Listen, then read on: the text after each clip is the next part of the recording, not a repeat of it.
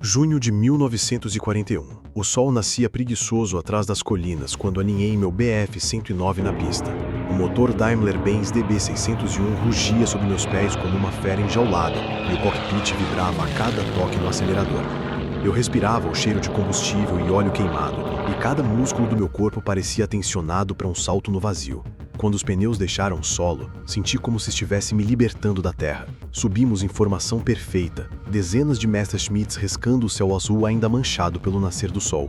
Abaixo de nós, colunas intermináveis de tanques Panzer, caminhões e infantaria avançavam sem parar, como uma maré de aço em direção à Rússia. A engrenagem da guerra alemã girava com precisão, e nós, no ar, éramos a ponta de lança. Nossa primeira missão foi simples e cruel: escoltar bombardeiros Henkel H-111 rumo a um aeródromo soviético.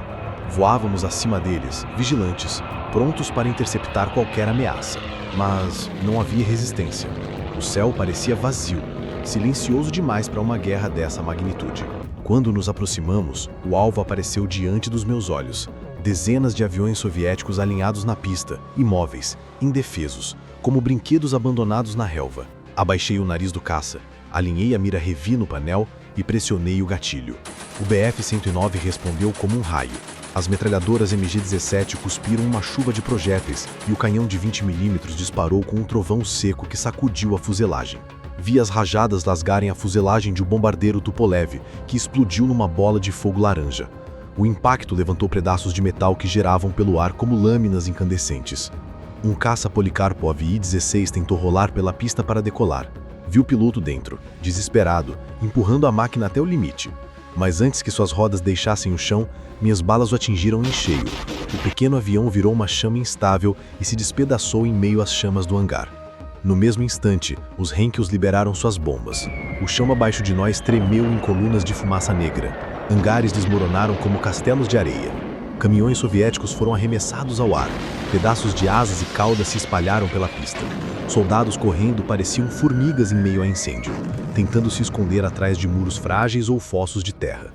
Alguns atiravam para o céu com rifles inúteis, disparos que jamais nos alcançariam. O rádio chiava em meus ouvidos, cheio de gritos excitados. Mais um destruído, 2 em chamas, o campo está acabado. Era como uma caçada, não uma batalha. E nós éramos caçadores impiedosos. Voltamos para a base apenas o tempo suficiente para reabastecer combustível e rearmar. Homens e macacões sujos de graxa corriam debaixo das asas, empurrando munição, ajustando as pás da hélice, abastecendo tanques de gasolina ainda fumegantes. Eu mal tinha tempo de tirar o capacete de voo. Logo a sirene soava, e lá estávamos nós decolando novamente, agora em outra missão de escolta ou varrendo o céu em busca de sobreviventes inimigos. 3, 4 vezes ao dia o mesmo ciclo: decolar, destruir, voltar, rearmar. O cheiro de pólvora impregnava minhas luvas e o barulho das metralhadoras ainda ecoava em meus ouvidos mesmo quando eu estava em terra. Nos primeiros dias, parecia que a União Soviética estava desmoronando diante de nós. E, confesso, a sensação era intoxicante. O Messerschmitt Bf-109 era mais do que um avião. Para nós, ele era a personificação da superioridade alemã. Cada detalhe daquela máquina parecia perfeito. O motor Daimler-Benz DB601 rugia como um trovão contido. As metralhadoras MG-17 cuspiam fogo constante, e o canhão MG-FF de 20 mm com apenas alguns disparos podia reduzir um caça inimigo a destroços flamejantes. Eu não pilotava uma aeronave, eu pilotava um predador. Naqueles primeiros dias da Barbarossa, os céus eram quase sempre nossos. Os caças soviéticos que ousavam enfrentar-nos pareciam ter saído de outra era. Os Policarpo AVI-16 eram pequenos, lentos, frágeis. Os MiG-3, quando surgiam, eram velozes em linha reta, mas instáveis nas curvas, sem equilíbrio contra o Messerschmitt. Era como colocar uma águia contra pardais. Lembro-me de uma manhã em que acompanhávamos bombardeiros Henkel H-111 rumo a um target ferroviário. O céu parecia limpo, mas de repente, do horizonte, uma dúzia de caças soviéticos surgiu em formação desajeitada. Vi-os subindo em direção a nós, como se acreditassem realmente que poderiam nos deter. O rádio explodiu em ordens. Formação de combate, vamos recebê-los. Girei meu caça em direção a eles e o motor respondeu com uma explosão de potência. Em segundos já estava na cauda de um I-16. Alinhei a mira, apertei o botão no manche e senti o Messerschmitt tremer sobre meus pés. As metralhadoras cuspiam fogo contínuo e os projéteis de 20 mm acertaram a fuselagem inimiga. Vi o pequeno avião se despedaçar em pleno ar, asas arrancadas, motor soltando fumaça negra antes de cair em espiral. Um companheiro meu mergulhou sobre outro grupo de soviéticos e, em segundos, 2 deles estavam em chamas. O combate não durou mais do que alguns minutos. Cada manopla mostrava a diferença brutal entre nossos caças e os deles. Era uma caçada, não uma batalha. Mas não era só no ar que deixávamos nossa marca.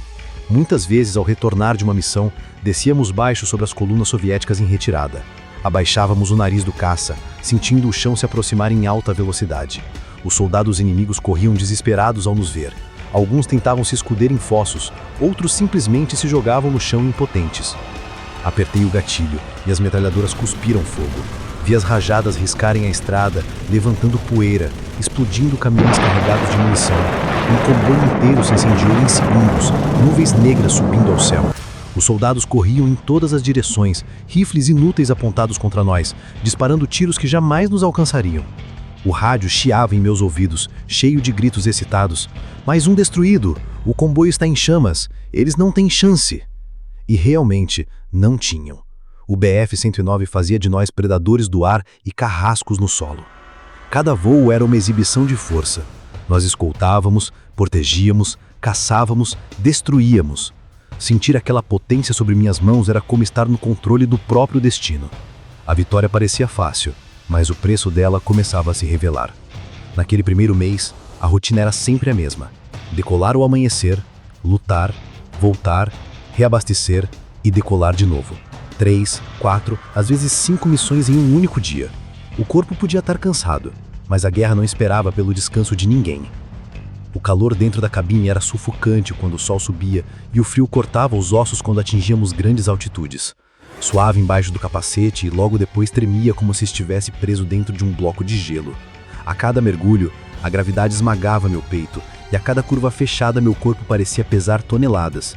A pele do rosto repuxava, os olhos ardiam e havia momentos em que a visão ficava turva, quase preta. O barulho era incessante. O rugido do motor, o assisto do vento cortando a fuselagem e o eco das rajadas que disparávamos contra o inimigo. Mesmo em terra, quando finalmente pousávamos, os ouvidos continuavam zunindo, como se a guerra tivesse se instalado dentro da cabeça. E não havia tempo para respirar. Assim que as rodas tocavam a pista, já havia homens correndo sobre minhas asas. Mecânicos em macacões suados carregavam tambores de gasolina, ajustavam cabos, substituindo munições. O cheiro de graxa e pólvora se misturava no ar e eu mal tinha tempo de tirar o cinto de segurança. Engoli às pressas um pedaço de pão duro ou um gole de café frio. E logo vinha a ordem. Pronto para decolar. Mas não era só o desgaste das missões que nos consumia. Os aeródromos mudavam constantemente. Avançávamos junto com os Panzer. E isso significava pousar em campos improvisados. Pistas de terra batida que mais pareciam clareiras arrancadas à força da paisagem. Muitas vezes o pouso era um risco maior do que o combate. Buracos no solo faziam as rodas saltarem, pedras quebravam hélices e a poeira levantada pelos motores acegava os mecânicos que tentavam trabalhar em meio ao caos. As barracas eram frágeis, erguidas às pressas. Dormíamos em cátres finos, ouvindo ao longe o ronco dos canhões e às vezes os bombardeios soviéticos tentando atingir nossos campos. A comida vinha fria, muitas vezes enlatada, e quase sempre tínhamos que comer rápido demais para sentir qualquer gosto. A cada deslocamento, tínhamos a sensação de carregar a guerra nas costas. Desmontar acampamentos, transferir munição, reabastecer caminhões e em seguida estar de novo no ar, como se nada tivesse acontecido. Não havia conforto, apenas movimento incessante. Alguns de nós contavam vitórias como quem marca pontos em um jogo. Outros já evitavam falar, como se a fadiga tivesse roubado até mesmo a vontade de se vangloriar. Eu mesmo começava a perceber que no silêncio do cockpit, entre uma missão e outra, havia algo mais pesado do que a gravidade: a solidão. E nela, uma pergunta surgia, sempre incômoda: quanto tempo conseguiríamos manter aquele ritmo antes que o corpo ou a mente cedessem? Nos primeiros dias, parecia que o céu da Rússia era um deserto, onde só nós reinávamos. Mas logo começaram a surgir os primeiros arranhões nessa ilusão de invencibilidade. Lembro de uma manhã em que partimos para atacar uma estação ferroviária. O sol ainda mal tinha rompido as nuvens quando uma esquadrilha de caças soviéticos surgiu, subindo direto contra nós. Não eram muitos, talvez meia dúzia de I-16, mas vieram com uma fúria inesperada, sem hesitar, sem medo. A princípio foi quase um reflexo. Mergulhei sobre eles e alinhei a mira.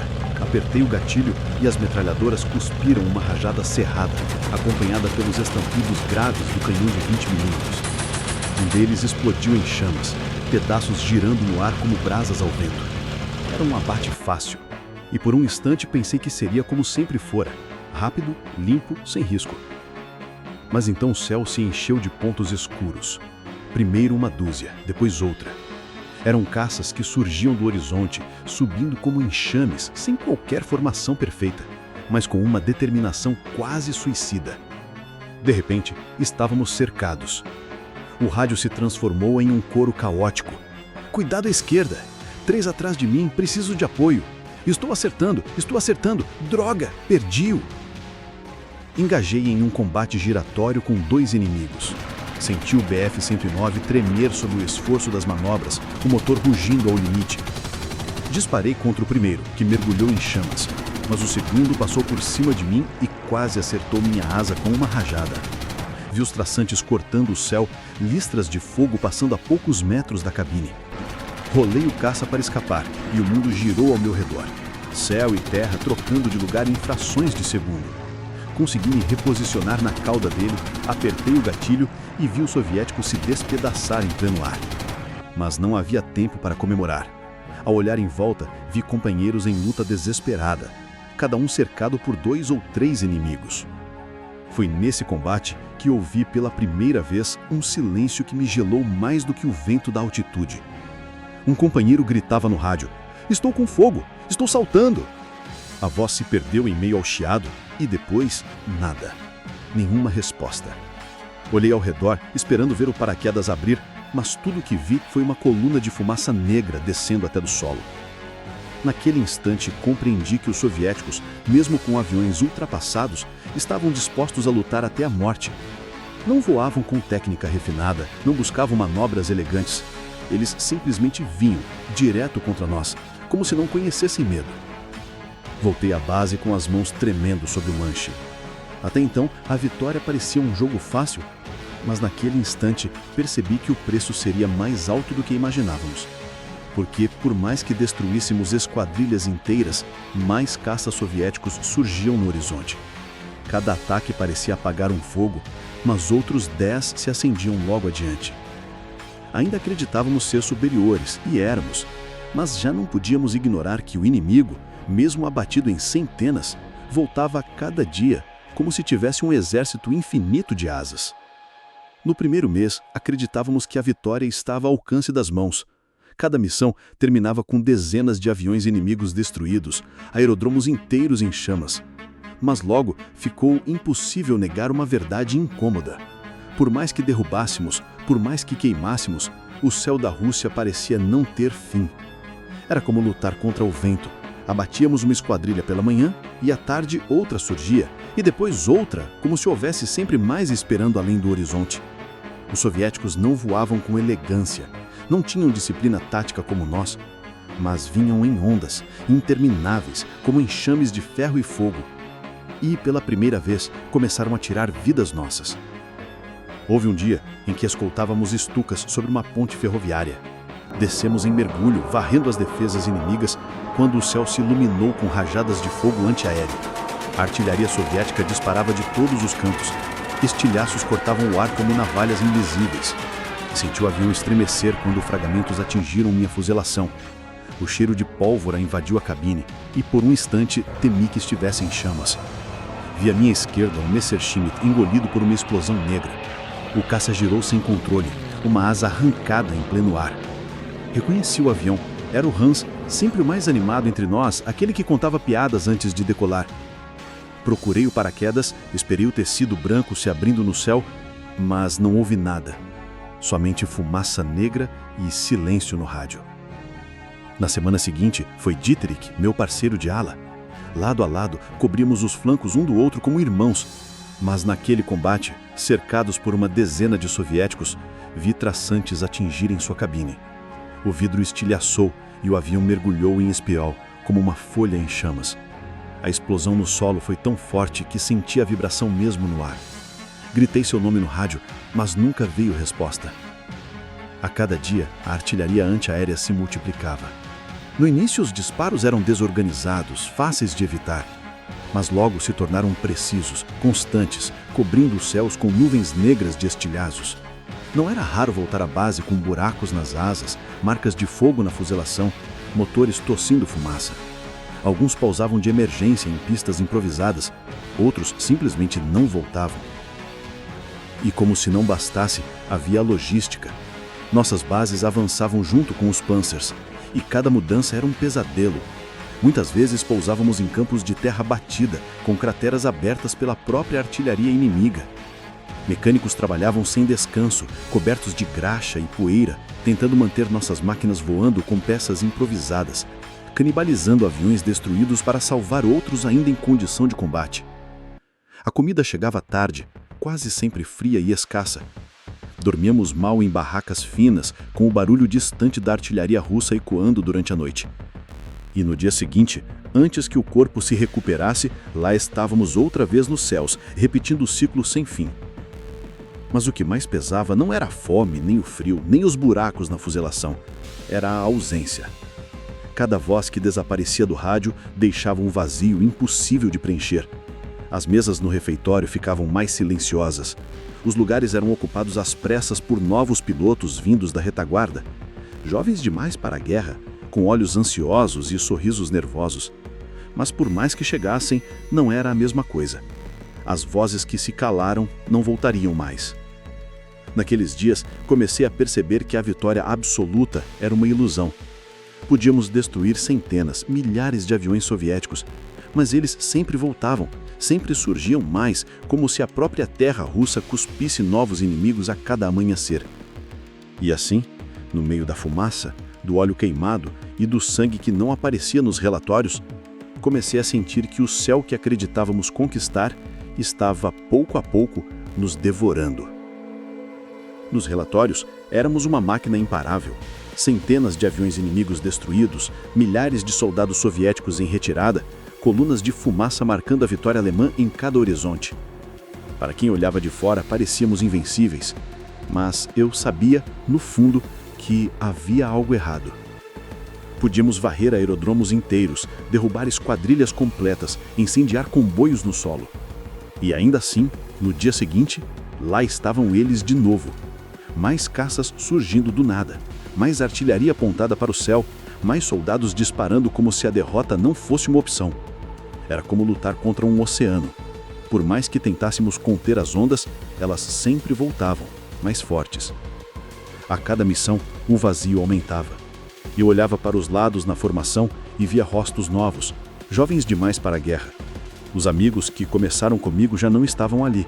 Alguns tinham caído em chamas, outros desaparecido em explosões que ainda ecoavam em meus sonhos. Cada silêncio no rádio era como um presságio, e cada regresso à base me deixava com a sensação de que havia escapado por pouco. O céu da Rússia não era como nenhum outro. Ele parecia imenso, pesado como se carregasse consigo uma promessa sombria. Podíamos dominá-lo por um instante, mas não podíamos possuí-lo. E eu começava a entender que essa era a verdadeira diferença. Nós acreditávamos na vitória rápida.